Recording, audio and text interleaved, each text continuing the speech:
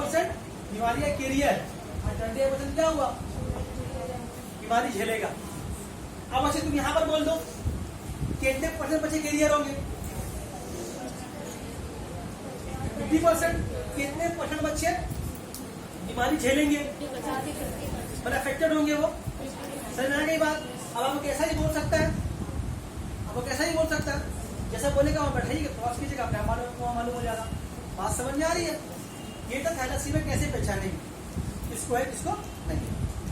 आगे आइए जैसा आगे बोलो, आप बताइए बैठे नहीं। तो ये जो बीमारी है इसको बढ़ा दो बोला, इसको बढ़ाएंगे नहीं, इसको रहना नहीं। ताजी का इसके बाद 4 नंबर पॉइंट इसी में का 4 नंबर पॉइंट क्या है, इस बीमारी का एक और भी नाम है, इसको बोलते हैं, इस बीमारी में जो प्रॉब्लम होता है उसको बोलते हैं it is type of anaemia. नाम सुने एनीमिया का, एक बीमारी होती है इससे बच्चों में खून की कमी हो जाती है। तो छोटा छोटा बच्चा जो पैदा होता है उसकी बॉडी कभी खून का बहुत कमी होता है, उसको फिर एडमिट करना पड़ता है। ये बच्चा को बताइएगा थोड़ा कहीं आता है, आपको देखने मिलेगा। छोटा बच्चा हाथ में खुला है, मतलब छोटा हाथ एक है, कांच के ऊपर बंद है, ब्लड चल रहा है, ऐसा होता है। तो उसमें बीमारी क्या नाम है, इट्स टाइप ऑफ एनीमिया, मतलब बॉडी में खून की कई बॉडी में पतला पड़ा रहेगा, बॉडी में ग्रोथ ठीक से क्यों नहीं ग्रोथ होगा, क्योंकि जो खाना खा रहा है, जो दूध पी रहा है, उसको एनर्जी मिल नहीं पा रहा है। क्यों नहीं मिल पा रहा, क्योंकि बॉडी में ऑक्सीजन जा ही नहीं रहा था। बात समझ में आ रही है। तो टाइप ऑफ एनीमिया है।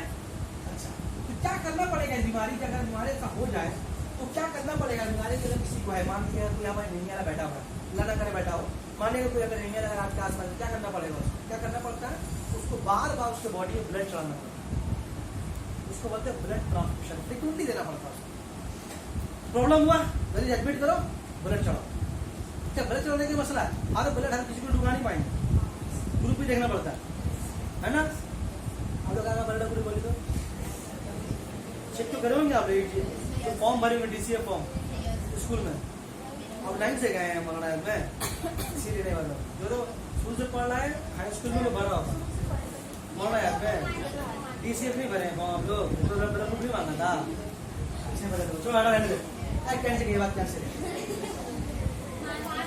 तो अगर आपकी बीमारी अगर हो जाए बीमारी, तो बीमारी से बचने क्या करना पड़ता है, कोई इसका ही नहीं कि मैं अपने दवा खाएंगे ठीक हो जाएगा, नहीं, आपको पहले एडमिट होना पड़ेगा और ब्लड को चढ़ाना पड़ेगा जल्दी से। तो क्या बोलेंगे, ये बीमारी में होता ही है, बीमारी में होता ही है कि क्वांटिटी ऑफ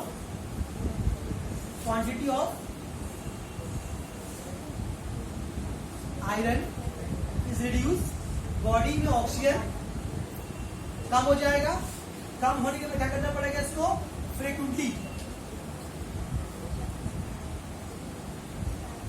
मतलब बार बार, हमेशा हर 4 दिन के बाद, 1 हफ्ते के बाद, 10 दिन के बाद एडमिट करो, ब्लड चढ़ाओ, एडमिट करो, ब्लड चढ़ाओ। आम आदमी के बस का बाहर है, ठीक है। पहली बात तो ये है कि अगर आप बार बार एडमिट कीजिए में या किसी में, तो आपको ब्लड मिलना ही बहुत मुश्किल है कि ब्लड कितना मिलेगा, जब ब्लड नहीं मिलेगा तो क्या करना पड़ेगा, प्राइवेट में देना पड़ेगा। प्राइवेट में देना क्या होगा, तो ब्लड तो अपना लेगा, देगा फिर तुम्हारा ब्लड भी ले लेगा, मतलब क्या, पैसा। हाँ, तो क्या करना पड़ता है, फ्रीक्वेंटली ब्लड ट्रांसफ्यूजन, ट्रांसफ्यूजन के माने खून चढ़ाना।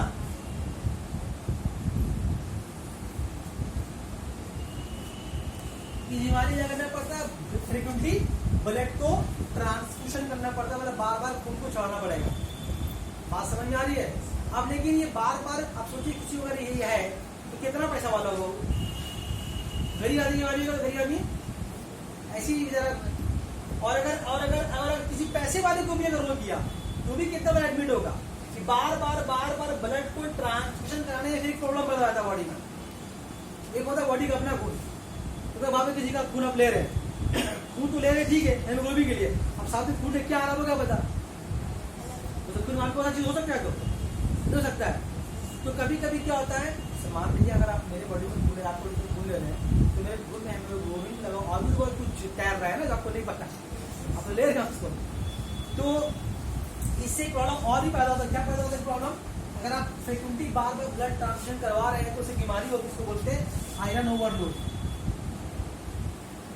आयरन ओवरलोड का मतलब क्या हो रहा कि बार बार खून को चढ़ाने से जो आता बॉडी में आयरन की मिकदार बहुत बढ़ जाती है। अभी जो आयरन जो है एक तरह मेटेलिक एलिमेंट है, बॉडी में बार बार आकर बॉडी में जम रहा, और हम लोग का बॉडी क्या होता है, हम लोग का बॉडी जो है आयरन को निकालने के लिए बॉडी में कोई सिस्टम नहीं है, CO2 को निकालने के लिए, नाइट्रोजन सब्सटेंस को निकालने के लिए, यहाँ तक कि गंदा नमक पानी को भी निकालने के लिए बॉडी में सुराख है। बॉडी वॉच में निकालता अपने अंदर से बाहर, नाखून के जरिए बाहर निकल, नाखून भी क्या एक तरह का आपका एक्सक्लूसिव सिस्टम है, बॉडी से कुछ चीज बाहर निकल रहा, आपका काट के निकाल देता हो ना, तो सबसे बॉडी से बाहर निकलना, आंसू के जरिए बाहर निकलना, थूक के जरिए बाहर निकलना बाहर ना। तो अगर ज्यादा कुछ हम लोग कुछ उल्टा पुल्टा खा ली तो कभी वॉमिटिंग भी कर देते हैं, वहां से बाहर आ जाता है। लेकिन बॉडी में अगर आयरन लेवल हो जाता होता है तो बॉडी में निकालने का सिस्टम नहीं, वो आहिस्ता से बॉडी में जम रहा है। अब बॉडी में बहुत बारीक बारीक नसें, खून की बारीक नलियां हैं, ब्रेन के ऊपर, किडनी के ऊपर बहुत बारीक बारीक खून नली, इतना बारीक होता है जो देखने सूता जो होता है थ्रेड कपड़ा सीने वाला, उससे ही पतली पतली खून की बारीक नलियां होती है। कभी अगर ब्रेन में मगज रहा है, कभी अगर किडनी की देखे, अगर खून का बारीक बारीक नस उसमें अपने हाथ तो देखिए आपको मिल जाएगा, इससे ही पतला पतला बारीक बारीक आपको ब्रेन में है। तो क्या करता है, क्योंकि नस बहुत बारीक बहुत पतला है, तो इन सारों में क्या होता है, आहिस्ता आयरन जो है जैम होता है।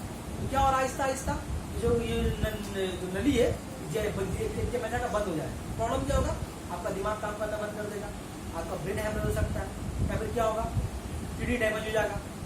मेरी बात समझ आ रही है, सब प्रॉब्लम होता है। तो इसको बोलते हैं, कैसे होता है उसकी बीमारी, आयरन ओवरलोड की वजह से खून की बारीक बारीक नलियां क्या होती है, बंद हो जाती है। और खून की बारीक नली कहाँ पर है, 3 जगह, ब्रेन में, आंख में भी, ब्रेन में, आंख में, हार्ट में, किडनी में भी। बॉडी पूरी जगह में पट्टा पट्टा खून का बारीक नली फैला हुआ, लेकिन ये 4 जो चीज है वो डेलिकेट है, दिमाग, दिल, आंख और किडनी। ठीक है, ये सब क्या होगा, आहिस्ता आहिस्ता डैमेज हो रहा है। तो मतलब ज्यादा ज्यादा टाटा नहीं जाकर गाड़ी झेल रहा है वो, तब बात समझ में आ रही है। तो क्या करना चाहिए इसके लिए, बीमारी ठीक करने के कुछ रास्ता वास्ता है, कुछ इसका दवा हुआ है, कुछ इलाज है इसका, बीमारी कोई इलाज एग्जैक्ट नहीं है। हाँ, इस बीमारी को कम किया जा सकता है, बीमारी को रोका जा सकता है। कैसे, और शुरू में तो हंसी आए, उसको बोलते हैं जेनेटिक काउंसलिंग, उसको बोलते हैं जेनेटिक काउंसलिंग बोलते हैं, उसको उस इलाज को बोलते हैं जेनेटिक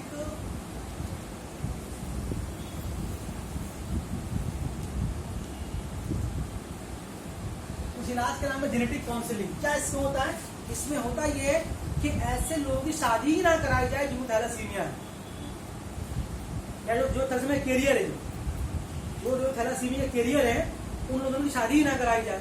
अगर देखो शादी कराई गया तो एक बच्चा तो झेलेगा, बदुआ देगा ना मन में, ये हम का भी गाड़ा था, दो तो कैरी करेगा, फिर तो क्या करना पड़ेगा, मतलब शादी करा उससे क्या जो कैरियर नहीं है, कम से कुछ चांस तो, अगर मान लो इसकी शादी कर, ये जो बड़ा छोटा आ रहा है इससे हो जाता, तो क्या होता, कोई बच्चा देखो उसको इफेक्टेड नहीं होता। हाँ, बाद में आता, बाद में क्लियर आता, लेकिन इफेक्टेड कोई नहीं होता। तो मतलब क्या, मतलब ये कि शादी से पहले ही ब्लड टेस्ट चाहिए, तो आप इसका बोलते जेनेटिक काउंसलिंग। हम लोग तो मजाक समझ रहे ना, लेकिन बाहर कंट्री में ऐसा होता है कि अगर आपको रिश्ता करना है तो पहले आप अपना वो बायोडाटा दीजिए और ब्लड ग्रुप दीजिए, थैलासीमिया और बीमारी के उसका टेस्ट दिखाइए कि आपका कैसा है, आप कैरियर है या अनअफेक्टेड है या अफेक्टेड है, क्या है, या आपका असर कुछ भी नहीं है, तब रिश्ता आगे बढ़ेगा वाला नहीं। हम लोग अगर होगा तो दिखा से वो भी ज्यादा आ रहा है, तो उसको यही इसका इलाज है, काउंसलिंग को रोकने का। बात समझ आ रही है, चलिए लीजिए फटाफट, ज्यादा खतरनाक है इसकी, तो बिल्कुल कि ब्लड चढ़ा कर ठीक हो सकता है, जैसे खतरनाक बीमारी देखो ध्यान बना इसको।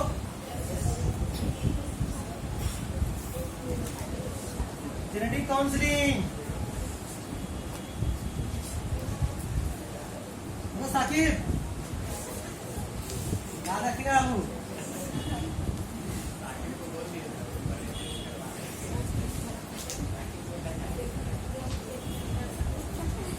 आ जाओ। सेकेंड बीमारी हेमोफीलिया।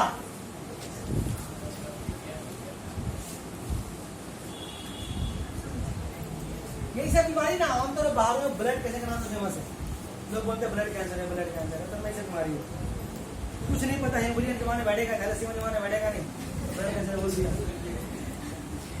बीमारी कैसा है देखिए, ये बीमारी ये है एक्स लिंक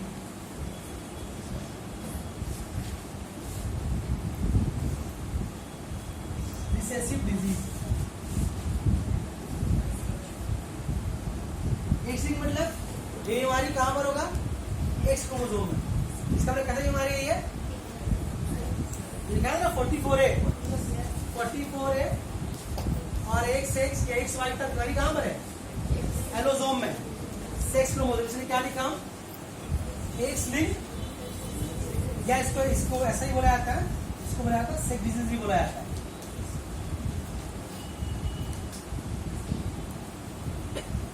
रिसेसिव क्यों बोल रहे हैं इसको? रिसेसिव क्यों बोल रहे हैं इसको? देखिए बात ध्यान समझिएगा। फीमेल में क्रोमोसोम का सेट क्या होता है? एक्स एक्स, और मेल में क्या होता है? X Y. यही होता है ना। अब देखिए यहाँ पर इसलिए इसको बोल रहे हैं रिसेसिव है कि अगर अगर अगर अगर अगर ये बीमारी अगर फीमेल के अंदर है, फीमेल क्रोमोसोम क्रोमोसोम है, एक तो एक्स है, एक तो दूसरा एक एक्स ये भी एक्स है, तो अगर दोनों एक्स में अगर एक एक्स अगर डिफेक्टिव रहेगा तो फीमेल को प्रॉब्लम नहीं। क्यों नहीं है? क्योंकि वो एक्स एक आना जो एक्स से अगर सही तो बचा लेगा। ये बीमारी किसमें जुड़ा हुआ है? एक्स में। ये बीमारी एक्स क्रोमोसोम के साथ है। अगर फीमेल में 2 एक्स पाया जाता, अगर एक्स अगर डिफेक्ट अगर हो भी गया ये वाला, तो ये वाला एक्स तो उसको बचा लेगा, तो बीमारी जाहिर उसके ऊपर नहीं होगा। जेंट्स का तो क्या है, चलेगी एक्स आएगा तो अगर आ गया अगर ये तो जाहिर होगा। और ये बीमारी में ज्यादातर क्या होता है? ज्यादातर हमेशा कि फीमेल जो होती है बीमारी का कैरियर होती है, बीमारी को कैरी करेगी। होगा किसको? हमेशा लड़का लोग जाती है ना। पर बीमारी वो बीमारी का पहले बीमारी होता क्या है वो सुन लीजिए पहले। ये बीमारी में होता है क्या? सुन लीजिए पहले। इस बीमारी में ये होता है कि अगर आपके बॉडी के किसी हिस्से में कट जाए, छिल जाए और ब्लड आना शुरू हो जाए तो ब्लड जमेगा नहीं। पहला अगर कट जाए कोई हिस्सा तो ब्लड जो है जल्दी होता ना कि अगर कट गया है कोई हिस्सा का तो खून निकलना शुरू हुआ, फिर खून में खूबी होता है जो इसको बोलते हैं ब्लड कोएगुलेशन। खून अपने आप Aahista Aahista 7 minute 8 minute 9 minute में जमना को शुरू करता है। एक गाढ़ा ठीक जम जाएगा, जमने का सूख जाएगा, सूखते वो फुट्टी मतलब वो खाने फेंक जाएगी। होता यही है, तो उसको मतलब खून जमने का बोलते हैं प्रोसेस। ठीक, अगर अगर अगर एक सिस्टम बॉडी में नहीं होता तो क्या अगर किसी अगर कट जाए कोई हिस्सा तो कट गया तो खून बह रहा तो बह रहा, यहाँ से बह रहे हैं चलाते रहे, यहाँ से बह रहे हैं चलाते रहे। तो अगर किसी को प्रॉब्लम है तो बहुत खतरनाक प्रॉब्लम है। ये प्रॉब्लम बहुत तरह का होता है। मेजर मैंने बोल के कि किसी का ऐसा होगा कि अगर बह रहा है तो बहुत देर बाद चलेगा, बहुत खून निकल जाएगा तब बंद होगा, पता है तब बंद हो जाएगा। और कभी कभी ऐसा होता है कि बंद ही नहीं होगा। इसीलिए जब भी किसी का ऑपरेशन होता है तो पहले उसका यूरिन टेस्ट होता है हेमोफीलिया का। किसी के भी अगर आपको नहीं पता होता लेकिन वो रिजल्ट आता है, उसकी खून लेके जाता है, कुछ होगा खून ले गया, कुछ होगा खून ले गया, उसमें एक टेस्ट भी करता हूँ। अगर उसका किडनी काटेंगे ठीक करने के लिए या इसका पेट काटेंगे कुछ इलाज करने के लिए, बाद में अगर नस कट गया तो खून रुकेगा कि नहीं रुकेगा इसका, तो वो लोग फिर उस हिसाब से इलाज करता है। कैसा काटेगा कि उसका नस वगैरह ना कटे। बात समझ आ रही है? तो सब काम है उसका, किसका बोलते हैं सर्जन बोलते हैं उसको, उसका एक खास कलाकार होता है। तो बोलने खून अगर कट जाएगी, खून जब जिसम में कट जाए तो ब्लड जो बहना शुरू करेगा तो वो रुकेगा नहीं। डेंजर बीमारी है वाला भी। और ये कैसा बीमारी है? एक्स लिंक्ड डिजीज है। तो किसको क्या बताया इसमें? हमेशा फीमेल कौन होगी? कैरियर। चलिए कौन? फॉर एग्जाम्पल मान लीजिए इसको कैसे बनाएंगे, इसे बना रहे उसी बनाइएगा। मान लीजिए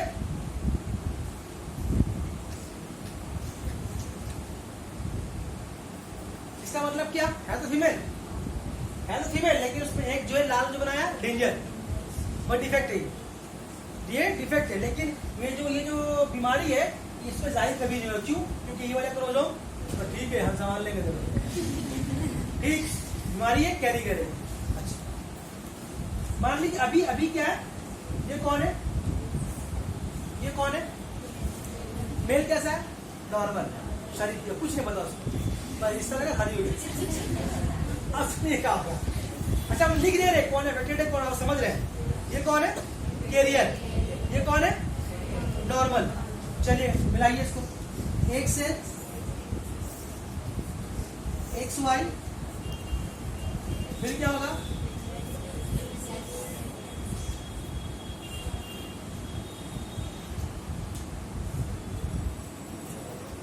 मतलब क्या, एक लड़की बिंदास, कुछ नहीं, कैरियर भी नहीं, लड़का भी ठीक था, दोनों फंस गया, फंस क्या फंस ही गया।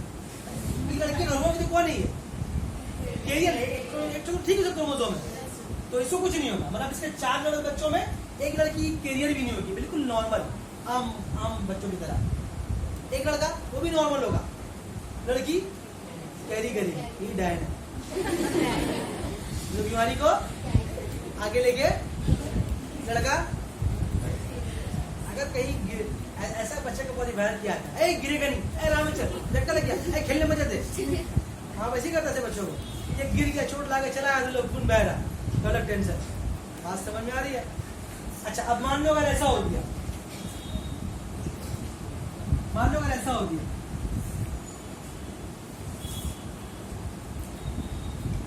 परसेंटेज समझ रहे ना आप? अब मान लीजिए ऐसा हो गया,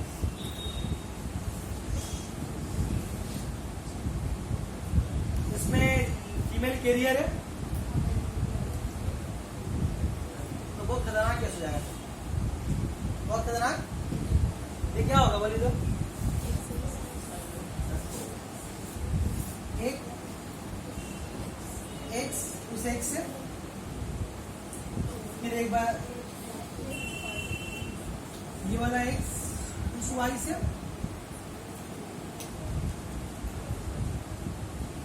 फिर ये वाला,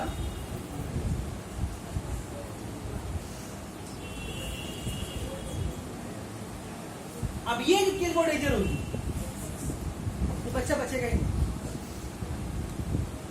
बच्चा बचेगा। एक कैरियर, लड़का नॉर्मल, लड़का फिर फंस गया। बात समझ आ रही है? तो बीमारी डोमिनेट किसके ऊपर, हमेशा मेल के ऊपर। फीमेल इसके लिए क्या है, हमेशा रिसेसिव। बीमारी का सिम्टम समझे क्या है, एक बार अगर हो जाए, कट जाए कोई हिस्सा बॉडी का, तो खून जो हमेशा। अच्छा, बीमारी के बारे में तो अच्छा कहानी थी छोटा मोटा। इस बीमारी को हम लोग रोयल डिजीज भी बोलते हैं।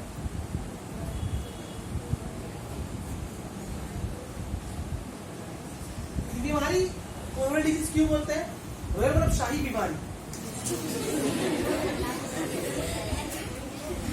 ये बीमारी दुनिया में सबसे पहले किसको बता, ये बीमारी दुनिया में सबसे पहले किसको बता, जो लंदन है, लंदन ब्रिटेन, वहां की रानी को बता। उस रानी को सबसे पहले बीमारी थी, उससे पहले दुनिया में बीमारी के बारे में जानकारी किसी को नहीं था, होगा कि नहीं मालूम किसी को नहीं था। ये रानी का शादी भी कहीं और हुआ, ये शादी हुआ, चलो शादी कहाँ करता था, रॉयल फैमिली में करता। कहाँ करता हमेशा, रॉयल फैमिली में। लोग कहीं हम जगह शादी नहीं करता। तो ये जो लेडी है, क्या नाम उसका लिखा हुआ इसमें, क्वीन एलिजाबेथ में क्या नाम उसका है, इंग्लैंड की मलका विक्टोरिया, इसके नाम पे विक्टोरिया बना हुआ। हेमोफीलिया की कैरियर थी, और उसके बेटे लियोपोल्ड को हेमोफीलिया अपनी मां से विरासत में मिली। उसका जो बेटा जो राजा हुआ, जो मतलब प्रिंस कहलाएगा, वो रानी का बेटा प्रिंस कहलाता है ना, तो उसका नाम था लियोपोल्ड। वो उसको बीमारी अपनी मां से मिली विरासत में, हंसे गरीब।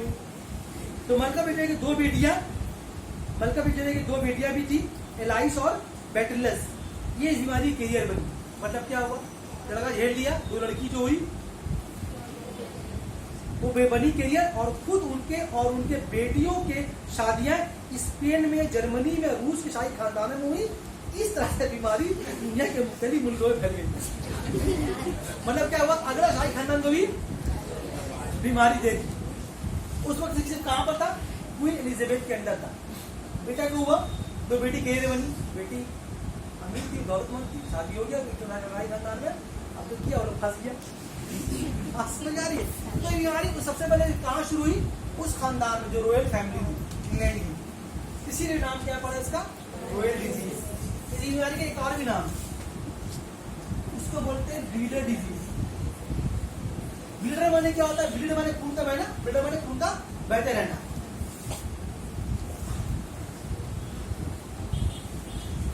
इस बीमारी को बोलते हैं ब्लीडर डिजीज बोलते हैं, यानी कि खून का बहते रहने वाला बीमारी। और क्या नाम बताया इसका? रॉयल डिजीज भी नाम बताया। और भी शायद इसका एक आध नाम नहीं, रॉयल डिजीज, ब्लीडर डिजीज, 3 नाम हो गया उसका ना। रॉयल डिजीज, ब्लीडर डिजीज, ये 2 ही नाम है, ठीक है। तो अपना नाम तो यही है भैया। तो यहाँ पर पूछता एग्जाम में कि एक माँ जो कैरियर है, बाप जो इफेक्टेड है, तो इसे आपको बनाना पड़ेगा। जब नोट देख लिखा हो अच्छे से, तो कितना % बच्चा कैसा होगा, कौन कैसा होगा, आपको बताना है। एग्जाम में 3 नंबर आता है और बहुत अच्छा, मतलब ये तो आता ही ऐसा इस तरह के क्वेश्चन, चाहे वो उसमें थैलासीमिया या हेमोफीलिया या फिर जो बताएं कलर बनाएंगे, उसमें आता है। बाकी इसके बारे में जो मेन चीजों का बता दिया, तो बुक आप लोग स्टडी करिए, टाइम बहुत ज्यादा नहीं है, ठीक है। तो इसके बारे में आप लोग बुक में स्टडी कर लीजिएगा, मोबाइल वगैरह में चेक कर लीजिएगा, मोटा मोटी इसका लॉजिक का बता दिया। अब आइए हम लोग कहाँ पर चले? कलर ब्लाइंडनेस पर। कपड़ों का किधर है? कपड़ा देखिए लोग,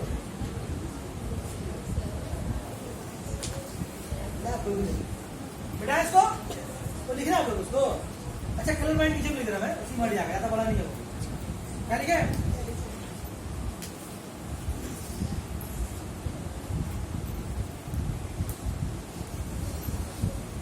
कलर ब्लाइंडनेस। अच्छा, इस बीमारी से बचने का तरीका क्या है? वही जेनेटिक काउंसलिंग। हालांकि दवाई तो कुछ निकाला गया है कि खून के बहनों को रोका जा सके, लेकिन वो फिर भी मुकम्मल और कंप्लीट काम सक्सेसफुल नहीं है। बचने का तरीका यही है, समझ गया था। अब आप कलर ब्लाइंडनेस जिसको बोलते हैं, कलर ब्लाइंडनेस क्या चीज है? मतलब इसमें ये बीमारी ऐसा है जिसमें कोई भी इंसान को अगर ये प्रॉब्लम है, अगर है तो बोल देगा हमको, ठीक है। अगर है तो कलर को ठीक से पहचान नहीं सकता, कलर को ठीक से पहचान नहीं सकता, उसके अंदर कलर को पहचानने की काबिलियत नहीं होती। हम लोग आप लोग लाइट चैप्टर में पढ़ाया था कि कलर सिर्फ 3 तरह का होता है, रेड, ब्लू और ग्रीन। उसी की 3 को कैसे कैसे मिला के अलग अलग तरह कलर बनाया जाता है। हम लोग पढ़ा है लाइफ साइंस में, हम लोग आंखों के रॉड से रेटिना में 2 तरह का सेल है, रॉड सेल और कॉन सेल। रॉड सेल अंधेरे में देखने में मदद करती है, कॉन सेल तेज रोशनी में। और ये बताया था कि कॉन सेल कलर को पहचानने का जिम्मेदार होता है। जो कॉन सेल होता है वो कलर को पहचानने का जिम्मेदार होता है। कॉन सेल में भी 3 कलर को पहचाना जाता है, रेड, ब्लू और ग्रीन। फिर कौन सेल आपस में रेड, ब्लू, ग्रीन को मिला के मालूम होता चाहिए ब्लैक है, चाहिए व्हाइट दुपट्टा, ये पिंक है, ये फलाना है, वो ठिकाना, ऐसे कलर मालूम होता है। वो सी ग्रीन पहन के, वो हल्का केले पत्ती कलर पहन के, वो जो गोल हल्का ब्लू टी शर्ट पहन के, ऐसे करके वो हम आँख अपने आप को सेट करता। किस कलर को मिला करके? रेड, ब्लू और ग्रीन को। अगर किसी के आंखों में अगर ये 3 रॉड सेल में ये 3 कलर में से कभी कभी तीनों नहीं होता, कभी कभी तीनों नहीं होता, ना रेड होता है, ना ब्लू होता है, ना ग्रीन होता है, तीनों को बैठाने वाला, तो वो दुनिया कैसे देखता होगा? कैसे देखते हैं? Black and white TV. TV देखिए, अब तो आप तो नहीं देखे होंगे ब्लैक एंड व्हाइट टीवी, कौन देखे? उम्र कितना है? देखा black and white TV? Black and white TV देखा? अच्छा, फिल्म तो अभी आता है ब्लैक एंड व्हाइट। हाँ, ब्लैक एंड व्हाइट देखते हैं, बस वैसे देखेगा, उसको कुछ कलर दिखाई नहीं देगा। बात समझ में आ रही है? ये सबसे ज्यादा हाई इंटेंस कलर ब्लाइंडनेस की बीमारी है। मतलब आपको हर कुछ कैसे दिखाई देगा? Black and white. बात समझ में आ रही है? और कभी कभी ऐसा होता है कि उसके 3 रंग में लाल रंग को पहचानने का खूबी नहीं होता। इसका मतलब क्या? कौन पहचान रंग को पहचानेगा? वो ब्लू और ग्रीन। तो इसका मतलब ये सिर्फ ब्लू ग्रीन को पहचानेगा, वो हर कलर को ठीक से पहचान नहीं सकेगा। मान लीजिए इसका दुपट्टा हम पीला देख रहे हैं, तो वो पीला नहीं देखेगा, कुछ और देखेगा। क्यों?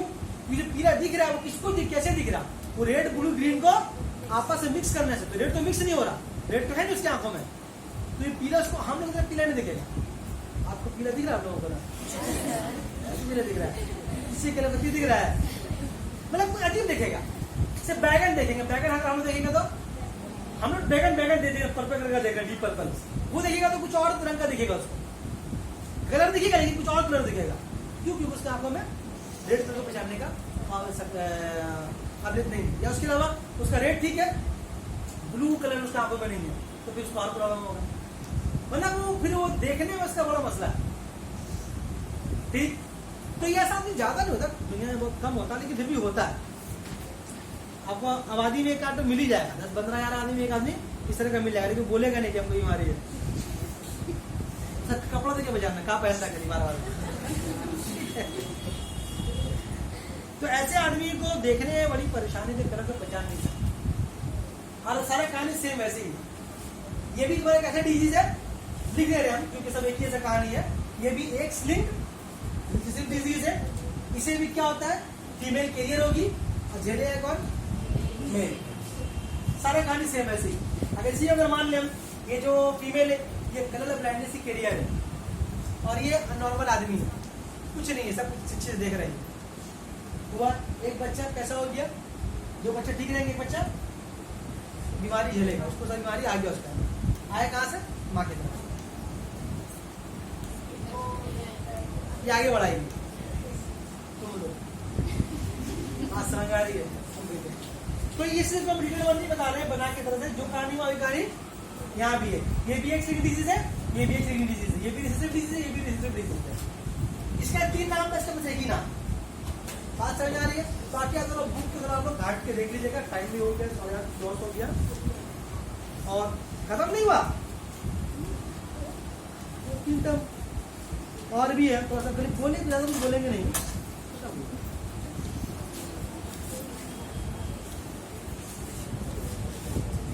एक होता है बॉल्डनेस, नाम सुना इसका, टकला, चंडला हो जाना, मतलब बाल बीच से यहाँ पर साइड में रहेगा, शर्मा जी का तरह। ये आपका वाई लिंक्ड है, मतलब ये वाई क्रोमोसोम के साथ जुड़ा हुआ है। अब औरतों का वाई क्रोमोसोम है नहीं, बताया था ना कि औरतों की तकलीफ नहीं हो सकती, मतलब हाथ झेले हम ही लोग, है ना। अच्छा, एक और बीमारी सुनिए,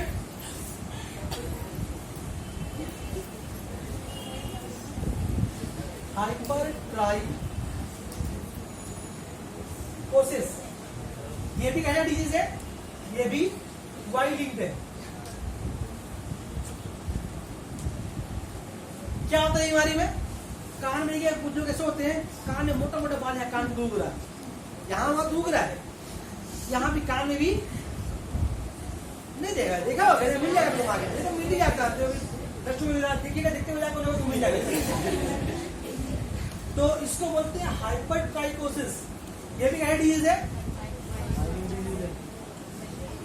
डिजीज मतलब डिजीज नहीं बोलेंगे, वाइड लिंक प्रॉपर्टी है, क्योंकि ये बीमारी नहीं है, टकरा हुआ बीमारी नहीं है ना, उधर ठीक है, बाल में जिंदा आदमी जिएगा तो मसला नहीं है उसका, बाल अगर नहीं है तो जीते ना, प्रॉब्लम तो नहीं है उसका, पर देखने में खराब लगेगा। अच्छा, हाइपर ट्राइकोसिस हो गया, और ठीक है, इतने काफी है, बाकी कुछ आ रहा है तो अगले दिन जब जिस दिन हम डिस्कस करेंगे क्लास संडे के दिन, तो कुछ अगर छूट गया है छोटा छोटा बात इन्फॉर्मेशन, तो उस वक्त बताते चलेंगे, ठीक है। संडे के दिन इसका कंप्लीट क्या होगा, कंप्लीट क्लास होगा। चलिए बंद कर दीजिए।